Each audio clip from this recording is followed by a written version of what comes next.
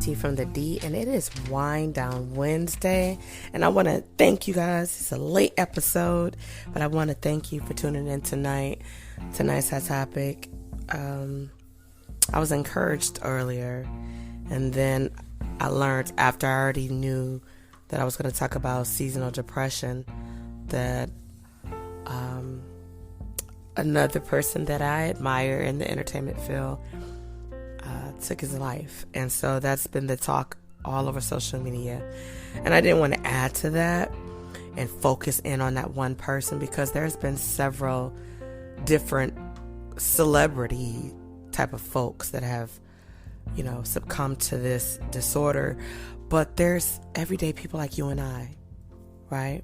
There's everyday people like you and I that deal with seasonal depression. And I did some research, and I wanted to share some information with you. I'm not going to hold you long. It is a Wind Down Wednesday, right? But they abbreviate it and they call it SAD, which stands for Seasonal Affective Disorder. And before we jump into that, I want to say thank you to all of my listeners all across the globe. I am super excited. Where would I be without you guys? I don't know, right? I'm always grateful when I think about the listening audience, and I like to shout you guys out from time to time, just to let people know, like, I see you. Like, my analytics, according to Anchor, it allows me to see my listening audience, and it's dope. I have to say, it is really, really dope from what I can see.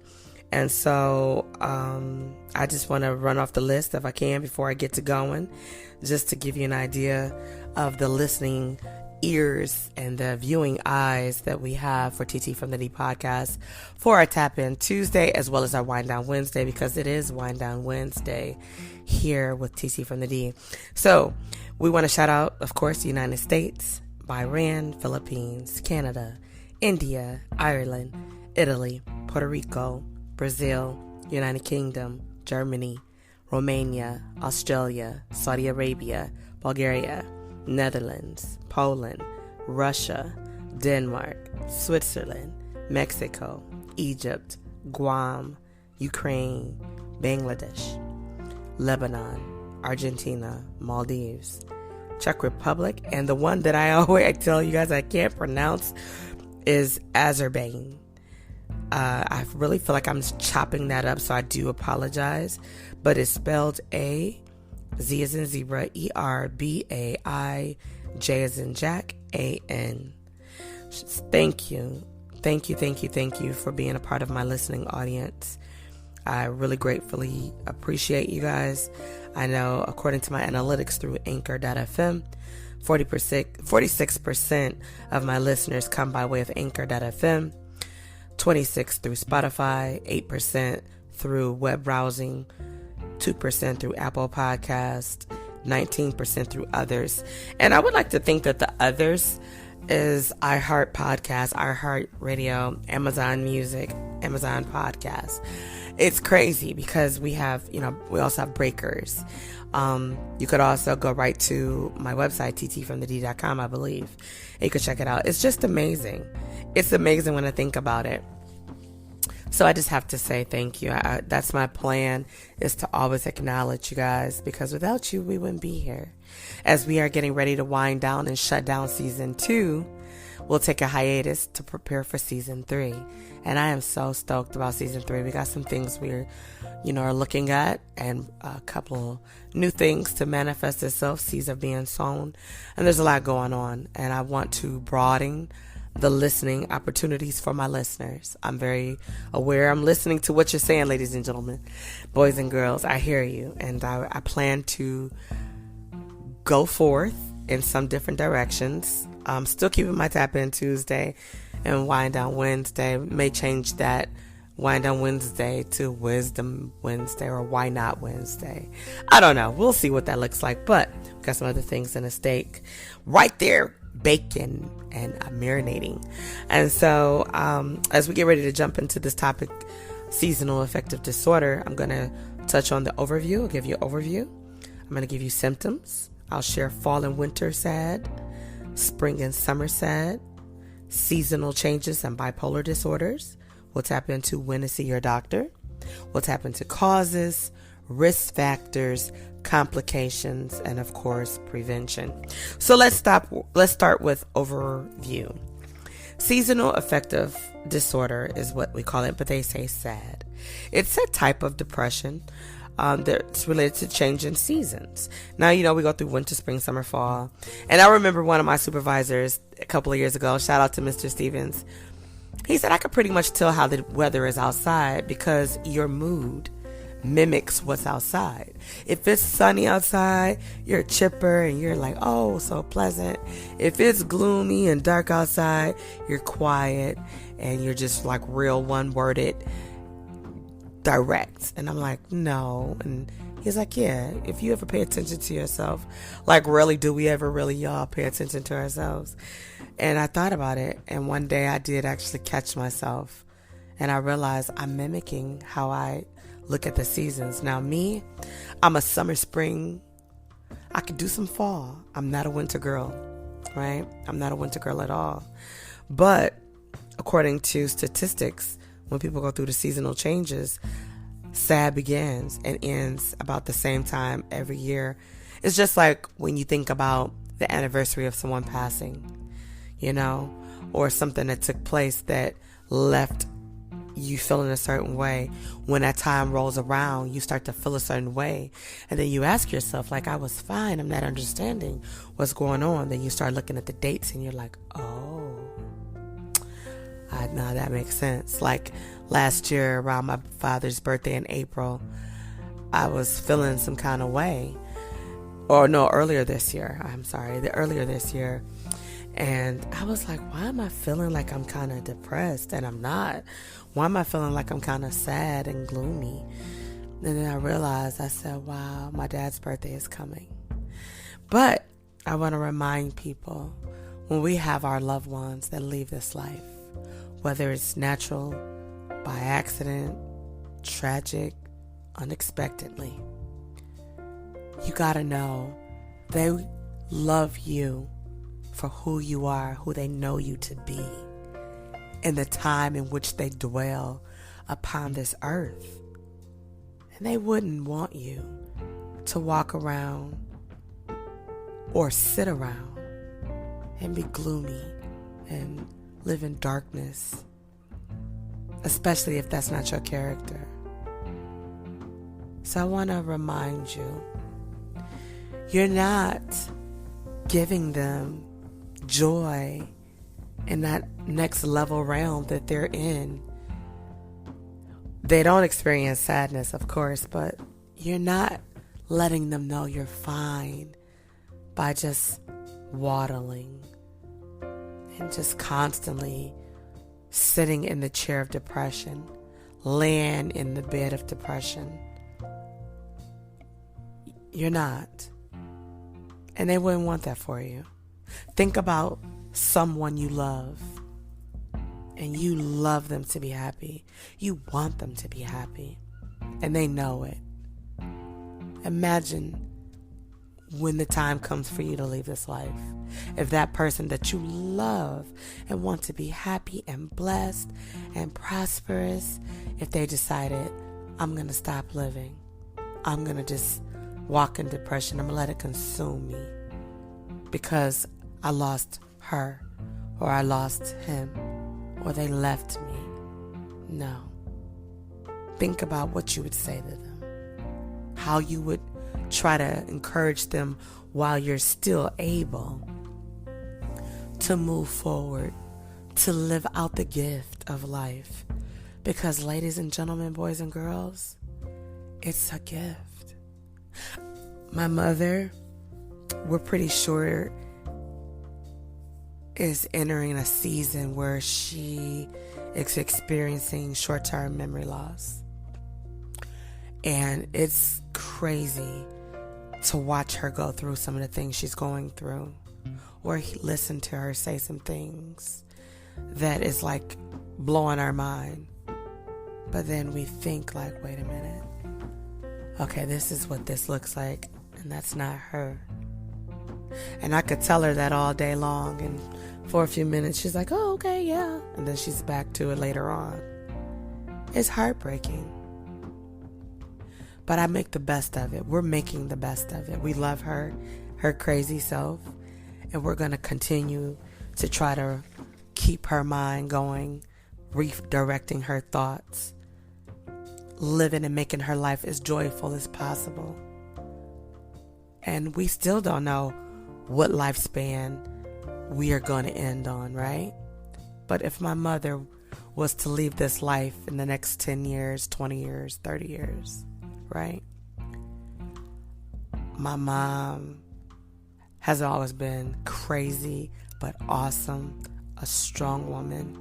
She taught me everything I know about being a woman as far as a mother. Some things I'm like, yep, I'll adopt. Some things I'm like, oh, let me bury that in the ditch and never to pull it back out, right? We all can do that. I say all that to say we're going through, ladies and gentlemen, right? And just like the seasons come and go, so do these depression signs and seasons. Now, treatment for SAD may include light therapy, like phototherapy, taking photos, watching movies, going to a light show, psychotherapy, medication, of course, something to calm the mind, bring them back if you can, But don't brush off that yearly feeling as simply as a case of I'm just going through the winter blues, or, I'm going through the seasonal funk. Just got to tough it out. You'll hear people say, oh, it's mind over matter. You'll get over it. Hey, it's real. It's real. You have people that will sit in the pool of depression or anxiety, and you dismiss them, and people talk about them, or they blow them off. And what happens? They go deeper and deeper, where they feel like, why am I here? And some people even experience that voice that says, yeah, why are you here? And I can attest and be very transparent and very direct with you. I have no shame, because I'm a living testimony to some things that I tend to share. I might share more than most, right? I've experienced suicidal thoughts growing up. I believe the first time I attempted suicide, I was 11 years old, I believe.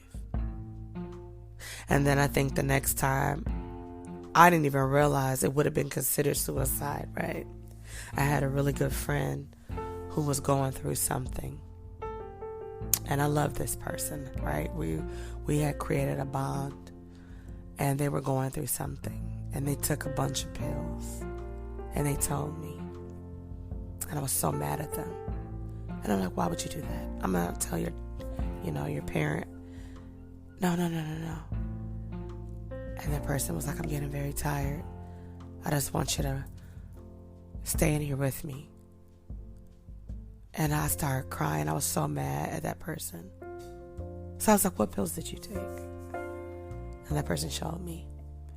I took a whole bunch. I'm like, really? So then I put a bunch of them in my hand. And I took them. And that person's like, oh my God, what are you doing? I was like, that's what you want to do? Then we're going to die together. I'm like, we're talking. And now that person's feeling all guilty and sad because they're like, oh my God, like this had nothing to do with you. And it was one of the dumbest things I could have probably ever done in my life at that time. And I didn't even realize it because I was young. I think we had to be about 13. We probably was 13. And it was like, all we did was slept. Thank God. We slept. It was in the summer, so we slept. And I believe we probably, after that, I don't think we ever talked about it again. But the on purpose, next time I tried to take my own life, it was in 1994. Yep. It was in 1994. I was going through serious depression. And it wasn't a season like a winter, spring, summer, fall. It was a very dark, dark season for me. I lost my childhood best friend to violence. And then I felt like I should have been there. I felt like, if I was there, it wouldn't have happened. And I just had all these pieces came into play. And I decided, you know what? It wasn't fair for her to die, right? And then I started hearing this voice say, yeah, you're right. And that voice was telling me why I wasn't there, or I should have been there. It should have been me. I'm older. And I'm like, yeah. And I was missing her.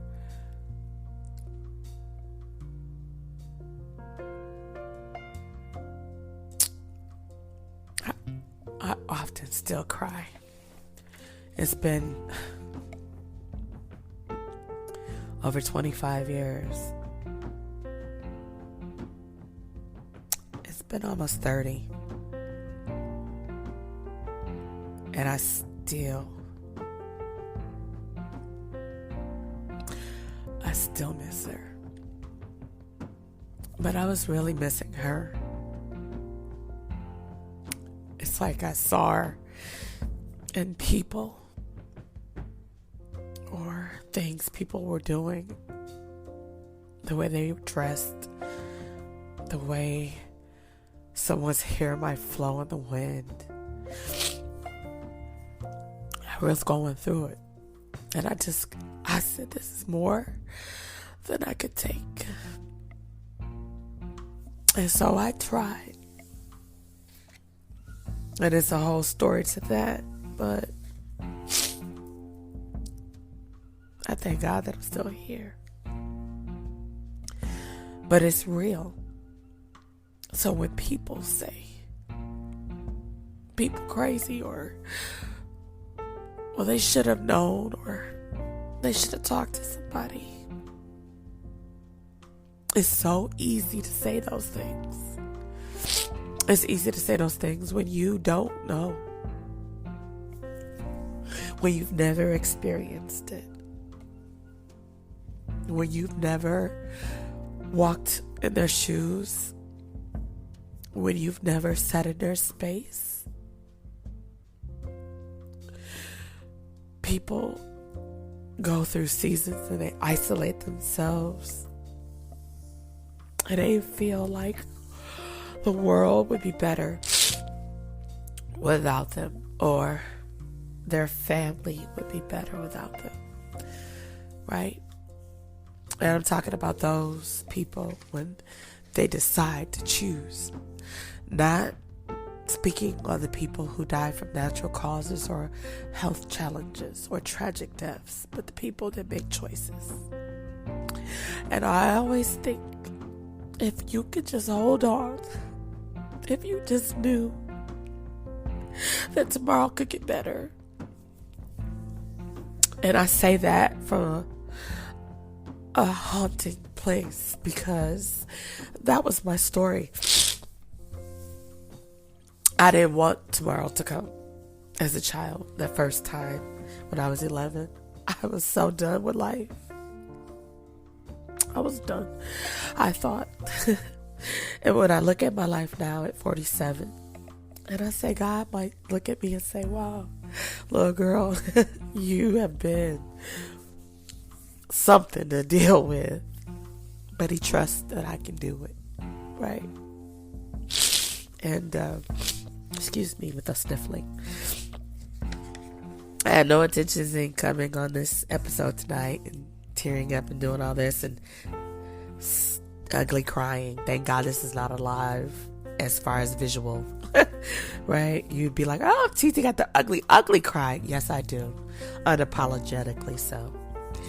But don't brush it off. If someone's talking, we'll talk about, the symptoms. And risk factors, causes. Okay, so I'm going to move on down to symptoms. Signs and symptoms of SAD may include feeling feeling listless, sad, or down most of the day, nearly every day. It could include losing interest in activities you once enjoyed or normally enjoy. Having low energy and feeling sluggish. Having problems with sleeping too much. Experiencing carbohydrate cravings and overeating and weight gain. Having difficulty concentrating. Feeling hopeless, worthless, or guilty. That was my main thing at 19. I was 19 when I tried to. The last time I attempted taking my own life, I was 19. And I remember those three things. I felt hopeless, I felt worthless, and I felt guilty. And then the last one, according to this data, having thoughts of not wanting to live. That definitely was on my radar. Definitely was on my playlist in my mind, right? So they said fall and winter SAD, okay? Symptoms specific to winter onset of seasonal affective disorder, which some people would call the winter blues, right?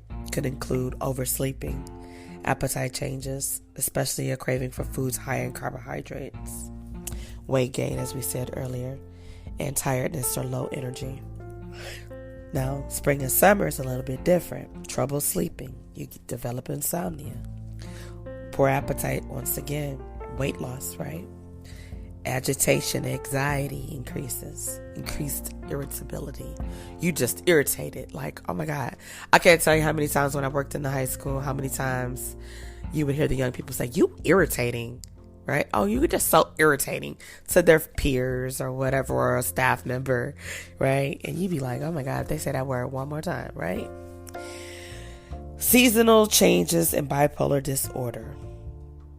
People who have bipolar disorders are at increased risk of seasonal affective disorder. In some people with bipolar disorder, episodes of mania may be linked to a specific season. For example, spring, summer can bring on symptoms of mania or a less intense form of mania, which is hypomania, anxiety, agitation, irritability. And they also may experience depression during the fall and winter months as well. You could totally go through all 4 seasons, winter, spring, summer, fall, feeling this way. When to see a doctor? It's normal to have some days when you feel down. We're not going to always be like, oh my God, it's so great. Yeah, hey, yeah, no, not every day. But we also shouldn't every day feel like, I just don't want to be here. I hate life. I'd rather sleep all day. I don't want to do nothing. Yeah, that's not good, right? When you start talking, like, oh God, I just not motivated. I don't want to do anything. I don't want to go anywhere. I don't want to get dressed. I don't want to do my hair. I don't want to do anything. And this is when you need to be looking at your loved ones, y'all. Like, they are withdrawing and they're not doing what they once did. And we change. Don't get it confused. We do mature, and what we once liked, we may not like, but we shouldn't be deducting and not adding even some other fashion, right? If you used to love to go to the casino, I'm hypothetically speaking, and you don't like going anymore, but you say, you know what? I'll buy me some scratch offs. You still got that. I like to take my chances and see what's going on and blah, blah, blah. But if you just like, no, I don't want to do that. You want to go here? No. What you going to do? Nothing. Some of you may say, well, I got to go to work. I'm tired. Of course we are. But after work, even when you get home, you live a very lonely, depressed life. And some people tend to turn to alcohol and drugs as their vice to cope, as a coping mechanism, which is another symptom. I remember having a friend, we were young in our early 20s, and she was going through some things, And she had one of those very overbearing parents who was just very nerve-wracking. And she would use my friend's children to agitate my friend, or use the fact that my friend had lost her job at her place and had to live with her, and she would use that over her to just drive a wedge. And my friend would be like, hey, let's get some wine and have a drink. And I'm like, okay, cool, it's all good. But then I would hear her reference every day, I have to have a drink. And I'm like, okay, you want to have a drink, or do you have to have a drink? Like, I gotta have a drink. I can't function. Or, you know what? I want to have a drink. I feel like drinking. And there's a difference. And she admitted, no, she has to have a drink. And I told her, you have a problem. So, you can't see these things happening, ladies and gentlemen, from your friends and family and ignore it and say, well, that's them. Really? Because you're going to be the same person, I promise you, that will sit there and mourn and cry and moan and weep and think about what you could have done.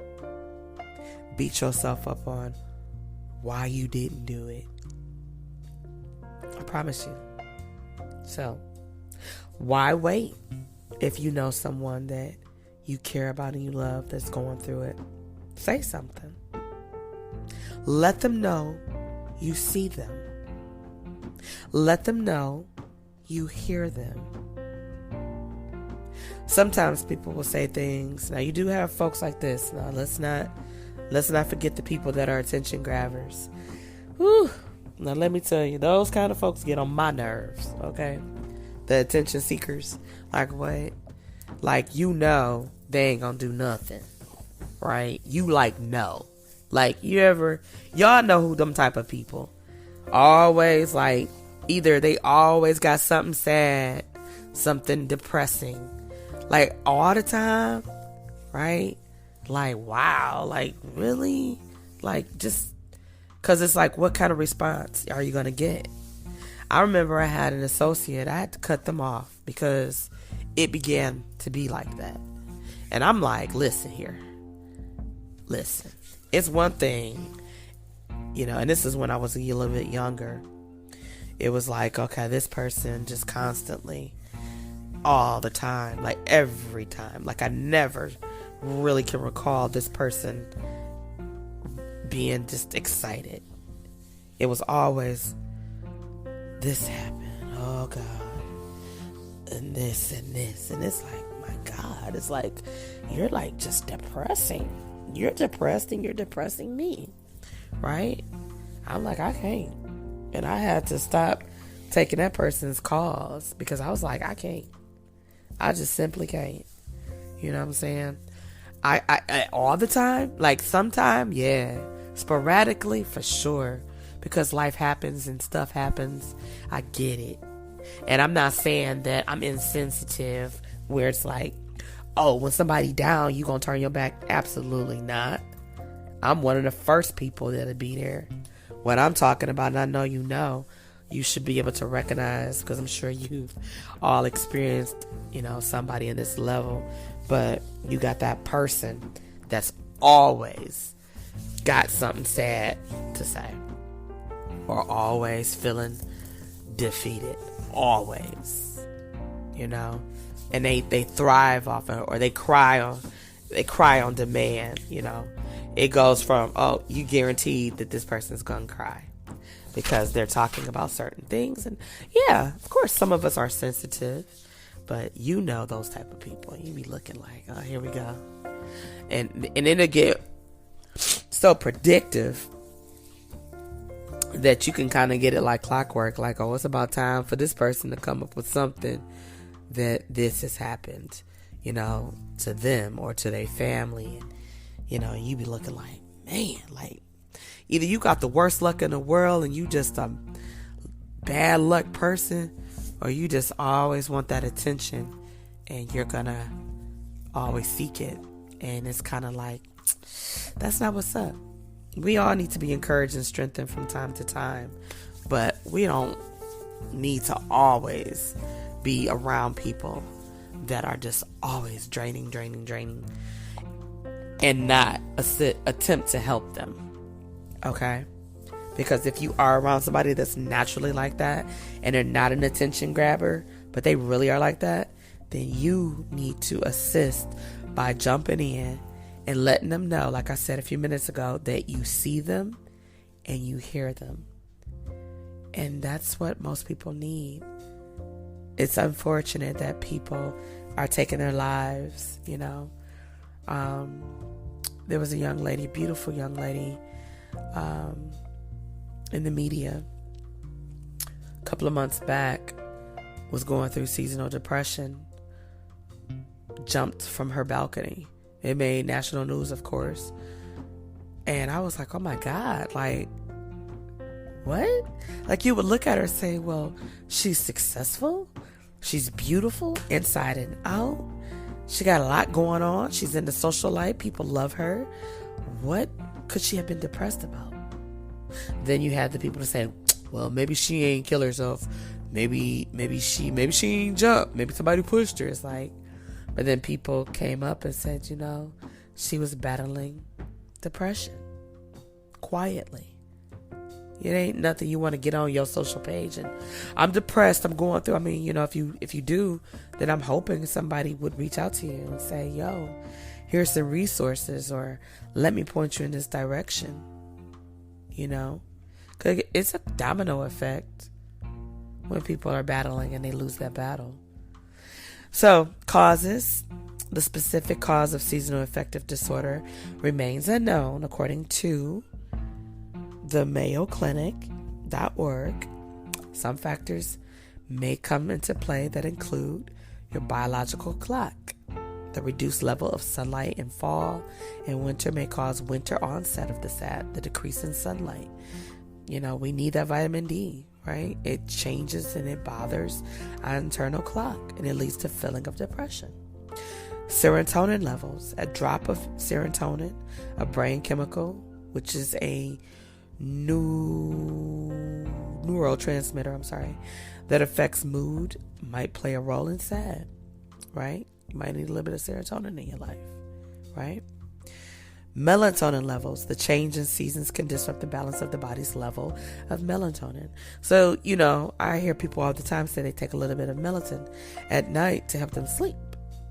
And I've thought about doing it because lately I have been having problems sleeping myself. Let's jump to risk factors.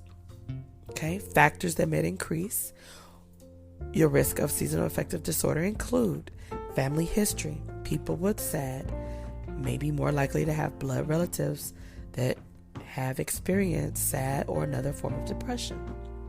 Having major depression or bipolar disorder. Symptoms of depression may worsen seasonally, right? If you're already struggling with depression or bipolar disorder. Living far from the equator.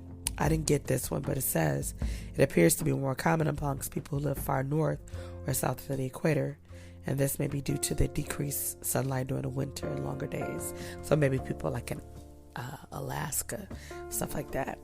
Low levels of vitamin D. Some vitamin D is produced in the skin when it's exposed to sunlight. Vitamin D can help boost serotonin activity. Less sunlight and not getting enough vitamin D from foods and other sources may result in low levels of vitamin D in the body. Let's go over to complications. Take signs and symptoms of seasonal affective disorder seriously. I said that at the top of the show. Okay, it's not a joke. It's real. We have to talk about it. Okay? But let me say this. If you don't check into it, the problem could get worse if it's not treated. And then it would lead you to the following issues: social withdrawal, school or work problems, substance abuse, other mental health disorders such as anxiety or eating disorders, suicidal thoughts or behaviors. And finally, prevention. There's no known way to prevent the development of seasonal affective disorder. However, if you take the steps early to manage the symptoms, that's why I said when you see it, say something. Don't worry about, they're going to be mad at me. They're going to say, I don't nobody care if they're mad at you. You need to say something. You could be the person that could help them get back on track. And they may not appreciate it at the moment, because when we going through a funky season, we don't want nobody telling us nothing. I know. I've been there. But as you get mature and older, and you realize you do love your life, you can recognize when you're just being funky. And then you can admit, be a big girl, be a big boy, and say, you know what? You're right. I'm just acting funky. I'm in a funky mood. I'm acting funky. I ain't really got no real reason to act funky, but that's what I'm doing. And it's like, wow. Right? There's ways. There's organizations. There's therapists. Right? Places we can go. We should be able to go. You know, if you work, or, you know, I don't know about other states, but I know in the state of Michigan, y'all really did us bold here. Some of the former legislators, you did us real bold. And I'm hoping that we'll get people in office that will get us the mental health facilities back open. I thank God for every person that's going to school for mental health. You know, when I was in school and I was working on my master's, I was starting off in business, and then I realized, and I really didn't even want it in business. I was just trying to be quick, one and done, right? It was like one of the quickest ways to get my master's, but I didn't like it. So it was a waste of time and money. And then I ended up, you know, and then of course they told me, counselor. I had maybe out of my whole time of being in college, I had maybe 2 counselors, because unfortunately my counselors changed like socks, because they would get promoted. And you want people to get promoted, but dang, I needed somebody that was going to know me, know my history, and work with me. But the counselor would always, oh yeah, this is a great field to go into. Oh no. And I'm like, no, this ain't for me. Oh no, just, stick in there and blah, blah, blah, blah, blah. Then you get in, then you get with another counselor and you get ready to drop a class. And then that counselor says, well, why didn't you just drop the program in the beginning? And you're like, I did, I tried. The counselor I had prior to you wouldn't X, Y, and Z, blah, blah, blah, blah, blah, blah. Right. So saying all that to say, I went to school. My bachelor's is in criminal justice. I was going for my business. Then I started with working on my master's with counseling, because I wanted to open up a private counseling practice. I would share the name of it because it's super dope. I got an A when I wrote out my business plan and gave it to my professor, and she loved the title of my company, but I won't put it out there because I want anybody to take it. And it was phenomenal. But for all the people that I know recently, I have several friends that have went into counseling, and I'm proud of them. And coming in 2023, you're going to see much more counseling therapists on my lives and on my show.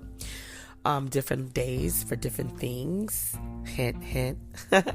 But I'm getting ready to close out season 2. And I think that I would love to close it out with a panel of counselors and therapists. I got to see what that looks like. I know next week I'll be having on my Tap In Tuesday, Holy Father, activate. I'll be having Kimiana Zanye. She'll be coming on talking about her upcoming toy drive. But I digress. Let me get back. If you know someone that's in crisis and needs to talk, or if it's you could text HOME in capital letters, HOME, to 741-741. Again, that's text HOME in all caps to 741-741 to reach a volunteer crisis counselor.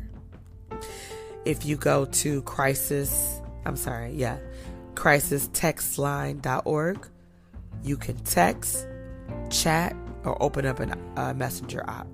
I thought that was pretty dope. I want to drop that in the link that will be attached to the show tonight. I think that would be a great link to have and share. What was I going to say? I was going to say something else. Holy Father, activate. I say that a lot. Excuse me. I'm hungry, y'all.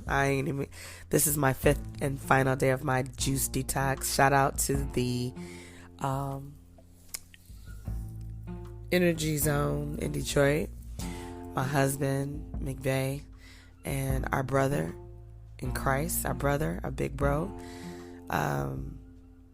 big little bro, Marcus Divine, for putting us up on that. It's really amazing what the body can go through and reset. And I'm telling you, I'm hungry for some food, because I've been juicing for 5 days. And I've had salads. I just discovered yesterday, I don't even know why I didn't know. I was at a label meeting and I was told, you can eat fruit. I'm like, what? I'm like, no, what? But, yeah, on another low, I'm just feeling that, oh my God, right? So, here in Michigan, okay, if you are, in the Southfield area, you could check out Great Lakes Psychological Group, and they deal with depression therapy and helping human beings, right? They accept the insurances they accept. Let me see if I can pull it up for you guys and put the link in there. That's for people that may be in the Southfield area. Internet is moving kind of slow. They said they accept most insurances. They cannot accept Medicaid, though. But if you are a person who receives Medicaid and you're like, I need help, and places are saying, sorry, we don't take Medicaid, they are providing a number for Medicaid subscribers, and I am happy to share it. It is 1-800-231-1127 in order to access your mental health benefits. Now that's a blessing. But you could call Great Lakes Psychological Group if you have insurance at area code 248-483-0507. I'm excited about that. And I want to make sure I put that out there too this evening. Share it as another way. Well, that link is too darn long. Let me try to break it down. See, I don't want y'all to be like, what did TT do? Right? Let me see if this will just go to this. I just want to erase it because I'm definitely going to share it tonight. Let's see. I want to put that information about Medicaid. Okay. Okay. Put that there. I gotta do that. I love it. But they did say for the insurances, they take Cigna, Blue Cross Blue Shield. Of course, mostly everybody takes Blue Cross Blue Shield. Aetna. A new one I've never heard of, Cofinity. They also said they have a flexible payment plan. Okay. So that's amazing. And you can schedule an appointment online. So that's super dope. Okay. Let's see. Okay. Let's see. You have Thrive Work Counseling and Psychotherapy. And they are in Royal Oak, Michigan. Okay. I'll put their name out there. Let me see. You know what? No, I'm not. That's it. I'm not gonna post all these things, but you also have let me see, I want to do toll-free numbers if we can do that. I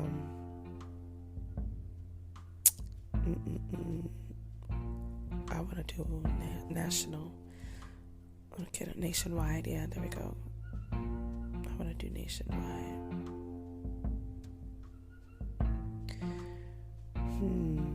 Okay, here we go. Okay. This is for mental health, as well as how can I say this? If you're having some type of substance abuse, you could call 1-800-662-HELP, and that is 1-800-662-4357. Okay? I'll make sure I drop that as well. That is the SAMHSA National Helpline. It's a free, confidential, 24 hours, 7 days a week, 365-day-a-year treatment referral and information line. And they have English and Spanish speaking counselors available for individual as well as families facing mental and substance abuse disorder. So definitely gonna share that because I want to make sure you guys have that info. And you also could visit them online. They have the options online. So I'll make sure that I put that out there as well. But that's all I have for you, ladies and gentlemen, boys and girls, for this Wind Down Wednesday. I thank you for joining us. Prayers go out to Stephen Boss family. We know him and love him as Twitch. He was only 40 years old. I'm older than him, and every time you saw him on TV or on an interview, he was always smiling and laughing and dancing, and whatever it was that he was battling, dealing with, or trying to cope with, he gave a good fight. And I just ask you guys to just pray for his wife and children, family and friends. For those of you that have a loved one or a friend that is struggling or may have lost someone, I request that you find healing and strength and encouragement and comfort and able to share it with them. If you're struggling, I hope that you will use one of those resources or understand that Google is a good tool to use on social media. You can go to www.google.com and ask it anything. I just really want us as a people to wrap our arms around people spiritually. Pray for people's minds. It's a tough season, y'all. So many people are battling depression. Some people are alone. Just lost someone, getting ready to lose someone. Been mourning and grieving, haven't properly mourned or grieved. I'm getting ready to attend 2 funerals on Saturday. And my mind is just like, wow. These are 2 close folks that I love that lost their siblings. And all you can do is pray. So just pray for each other. You don't got to call people by name. But if you know people you need to pray for, you want to, then by all means do so. But I'm going to ask you to just pray for people as a whole, globally, because we can use it. I'll see you guys on next Wind Down Wednesday. This is your girl TT from the D. I'll see you soon.